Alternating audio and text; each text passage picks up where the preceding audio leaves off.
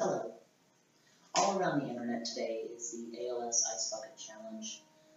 I know it's doing well, but I want to take a moment because it still seems many people don't know what ALS is.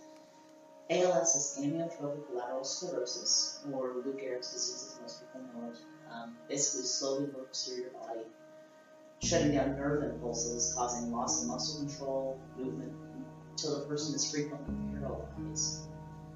As it continues to attack on the inside, shutting down things that we take for granted: speech, lungs, heart, digestion, swallowing.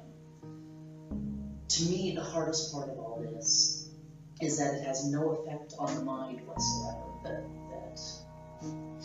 the person remains fully aware of what's going on and fully aware of everything that's happening to them, and continued depression and isolation and everything that these patients feel.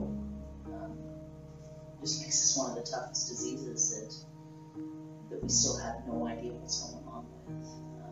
When my aunt was diagnosed with ALS, I didn't exactly understand what was happening. I didn't really know what ALS was, kind of like many people out there. As I watched my aunt slowly break down to the point that my family was rotating and staying with her at night to care for her, it truly just breaks your heart.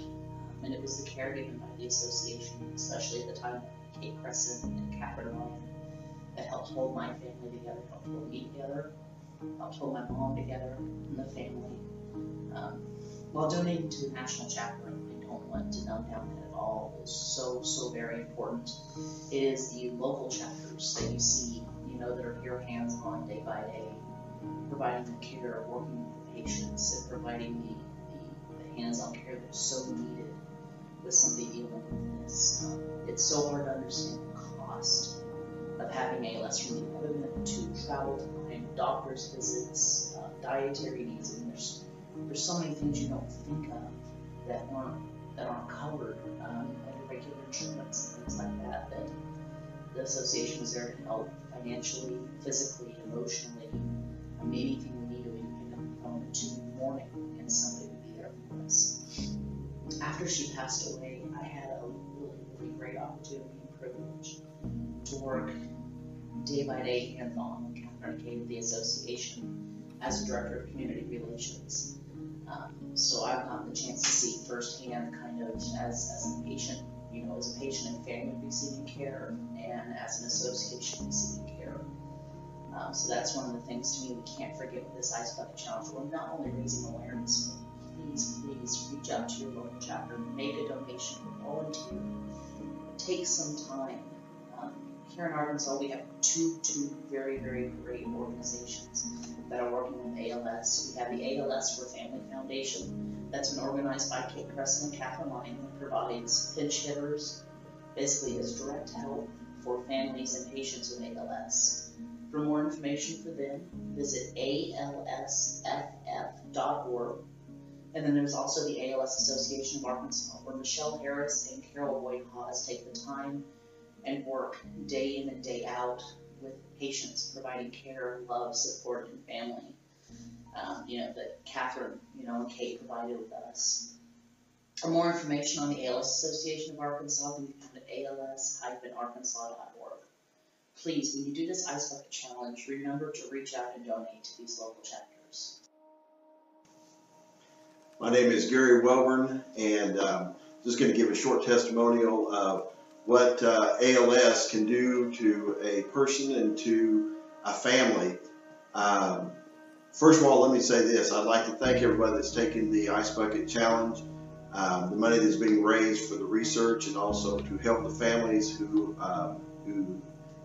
has a member of their family that has ALS. My family was affected with ALS back in 1981 or 80 or 81. My father had foot drop, and they went to a lot of doctors, could never find out exactly what was going on. He ended up in about 1980 or 81, went to Kansas City KU Med Center, and found out that they found out that he had ALS. And at that point in time told him that he most likely had less than 3 years or less to live. It really shakes you up when you find out that the person that you love and respect and have watched and has been an example to you realize that he has maybe less than 3 years to live. At that point in time, my dad at the KU Med Center decided to, in a sense, I call it being a guinea pig. They did acupuncture on him. They gave him different medications to see if there were some things that might help or at least slow down the ALS. They knew there was no cure for it.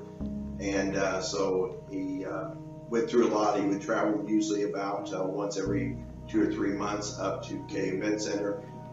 They would test his strength and different things like this, and then they would see if what they were doing was actually working or not. My dad passed away in 1985, and when he did, he donated his body to science to try to help find out what may be causing this and maybe be able to find a cure. We never did find out anything as far as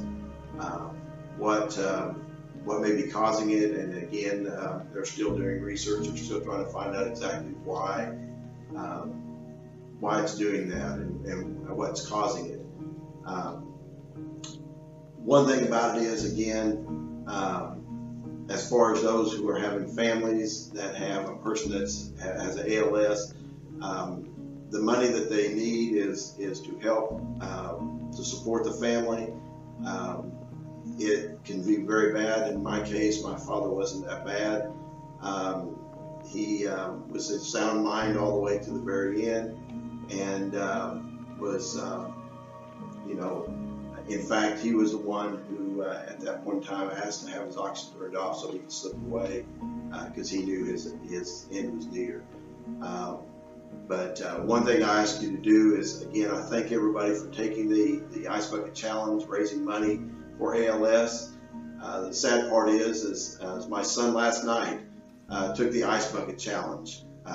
Somebody challenged him, and when he did it last night, I filmed it, and he was wearing a bracelet, an ALS bracelet that he's been wearing for probably for a year or two in honor of his grandfather. And also we were able to get some of my dad's hats and stuff like that, and he was wearing one of my dad's hats that he used to wear all the time, and put it on in honor of his grandpa.